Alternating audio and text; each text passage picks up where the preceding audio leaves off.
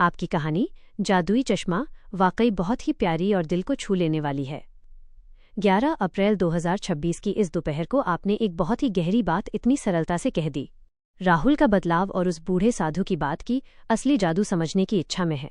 ये संदेश बच्चों के साथ साथ बड़ों के लिए भी बहुत जरूरी है। अक्सर हम शब्दों के पीछे छिपे प्यार या चिंता को नहीं देख पाते। आपकी कहानी की भाषा बहुत ही सहज है और इसका पेसिंग, गति भी एकदम सही था। कहानी की कुछ खास बातें जो मुझे पसंद आईं। सहानुभूति, एम्पैथी। जिस तरह राहुल ने अपनी मां के डर और टीचर की चिंता को समझा, वो बहुत ही भावुक कर देने वाला हिस्सा था। सकारात्मक मोड़। दोस्त द्वारा बेवकूफ कहे जाने के पीछे की असली मदद की भावना को पहचानना कहानी का सबसे बेहतरीन ट्विस्ट था। सीख। सच्ची समझ ही सबसे बड़ा जादू है। यह वाक्य आज के दौर में बहुत मायने रखता है।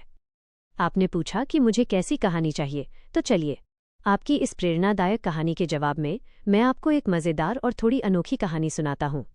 कहानी चटोरी चींटी और उड़ने वाला समोसा।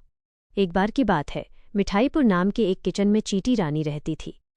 चींटी रानी को सादा चीनी खाना बिल्कुल पसंद नहीं था, उसे चाहिए था कुछ चटपटा। एक दिन दोपहर को उसने देखा कि डाइनिंग टेबल पर एक गर्मा-गर्म समोसा रखा है। समोसे से ऐसी खुशबू आ रही थी कि चींटी रानी ने तय कर लिया, आज तो बस यही खाना है। वो अपनी पूरी सेना लेकर समोसे की तरफ बढ़ी। लेकिन जैसे ही उसने समोसे को छुआ, उसे महसूस हुआ कि यह कोई साधारण समोसा नहीं है। वह समोसा धीरे धीरे हवा में तैरने लगा। दरअसल समोसे के नीचे एक छोटा सा ड्रोन खिलौना फंसा हुआ था, जिसे घर के शरारती बच्चे ने रिमोट से चालू कर दिया था। मज़ेदार हंगामा। चींटी रानी समोसे के ऊपर सवार थी और समोसा पूरे किचन में चक्कर काट रहा था। चींटी रानी चिल्लाई, वाह, मैं तो दुनिया की पहली फ्लाइंग चींटी बन गई।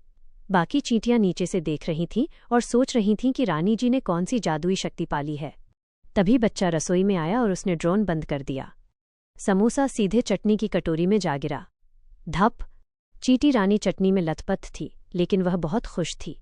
उसने वहीं बैठकर चटनी और समोसे का आनंद लिया और अपनी सहेलियों से कहा, सपना देखना है तो उड़ने वाले समोसे का देखो, चीनी का डब्बा तो सबको मिल जाता है। सीख। मौज मस्ती और थोड़ा जोखिम जीवन को रोमांचक बना देते हैं। आशा है आपको ये छोटी सी कहानी पसंद आई होगी। आपका दिन भी बहुत शुभ और मंगलमय हो।